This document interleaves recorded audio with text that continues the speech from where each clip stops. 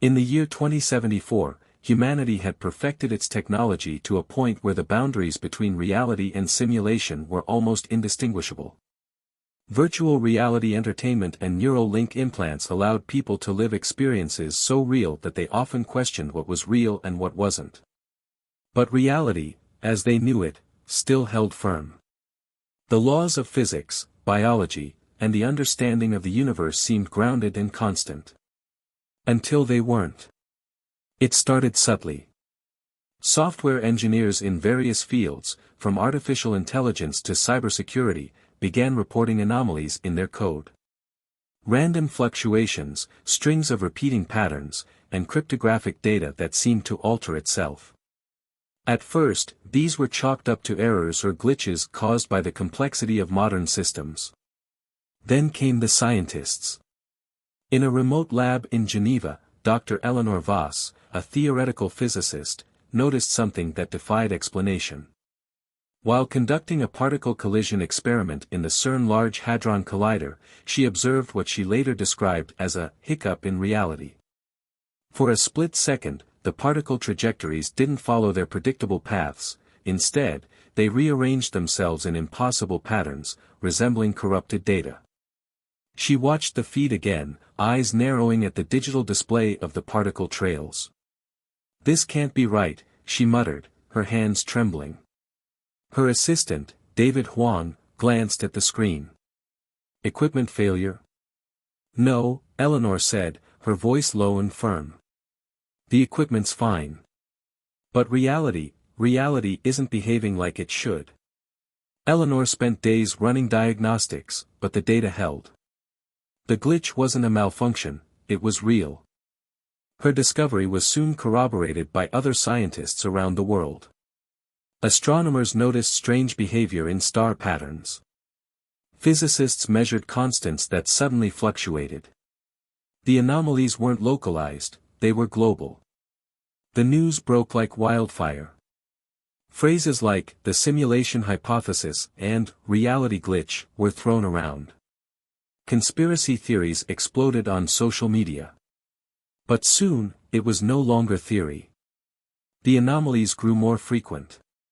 People reported visual distortions in their everyday lives, colors flickering, objects briefly vanishing, and moments of déjà vu that were too precise to ignore.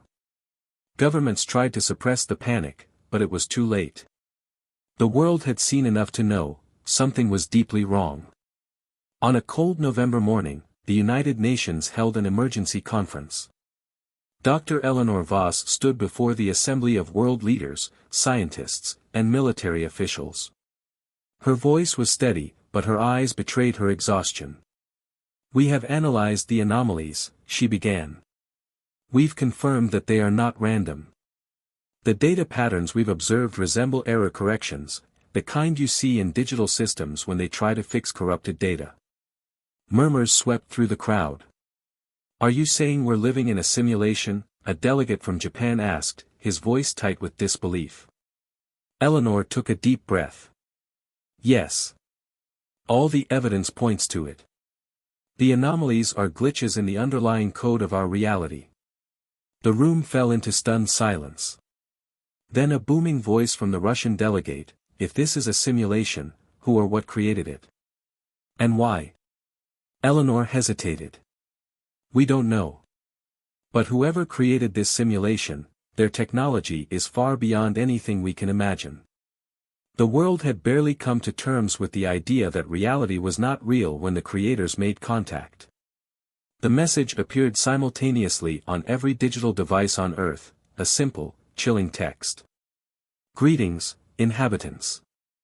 Your simulation is undergoing maintenance. Do not be alarmed. This is necessary for the continued operation of your reality." Panic erupted. People screamed, smashed their devices, or collapsed in shock. But there was no escape from the message.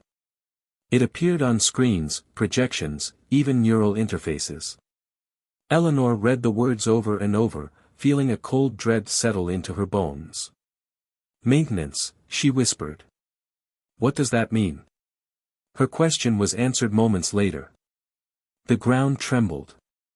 Skyscrapers flickered like holograms, briefly revealing grids of green and white code before stabilizing. The sky turned black, then blue again, as though someone were recalibrating it. People watched in horror as reality itself seemed to break down, only to reform seconds later. Then came the voice, deep, resonant, and alien. "You are part of a simulated construct," it said. "Your civilization has reached a threshold where the integrity of the simulation is compromised. We are the overseers. We will correct the errors and stabilize your reality. And if we refuse?"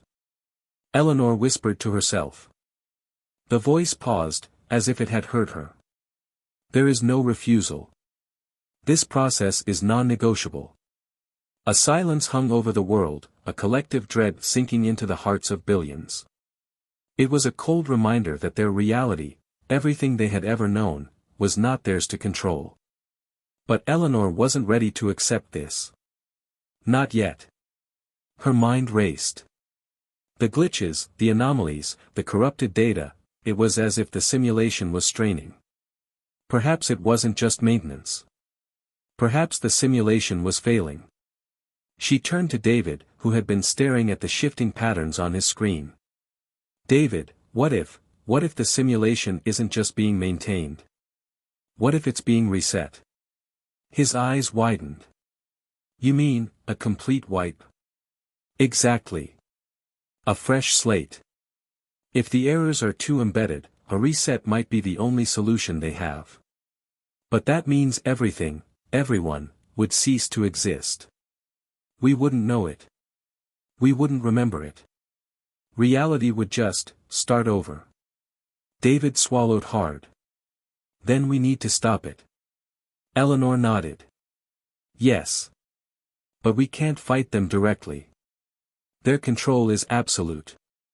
We have to work from within the system, exploit the very glitches they're trying to fix. But how do we do that?" She glanced at the flickering data on her screen. "If this is a simulation, then we're part of the code. We are code. If we can find a way to rewrite even a small part of it, we might be able to create a loophole. A way to preserve our existence, or even break free." David's eyes darted to the monitors, where the fabric of reality wavered like a corrupted video file. "We don't have much time." She nodded, her jaw tight.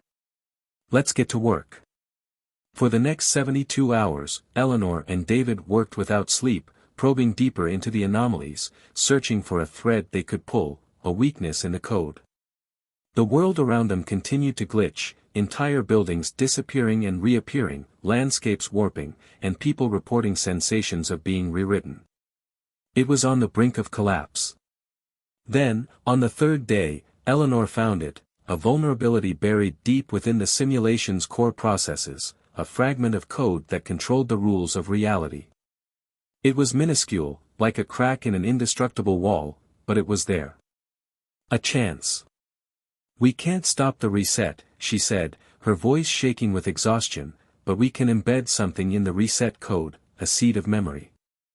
A trigger that might awaken us in the new simulation. It's risky, but if it works, we'll know the truth when reality restarts. We'll have a chance to fight back." David looked at her, determination burning in his eyes. "Let's do it."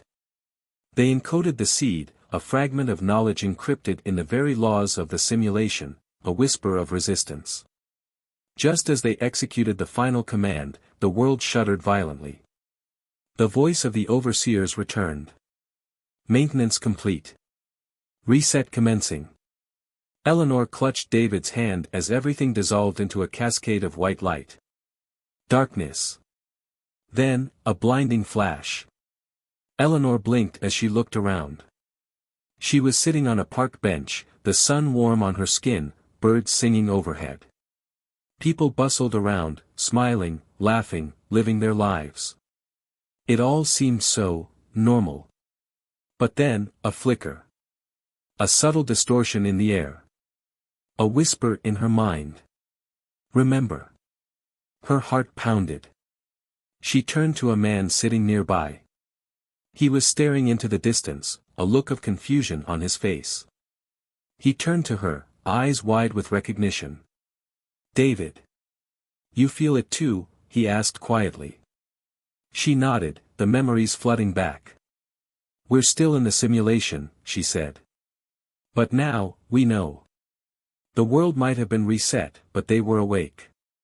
And somewhere, deep in the simulation's code, a resistance was beginning to take shape. The fight wasn't over. It was just beginning."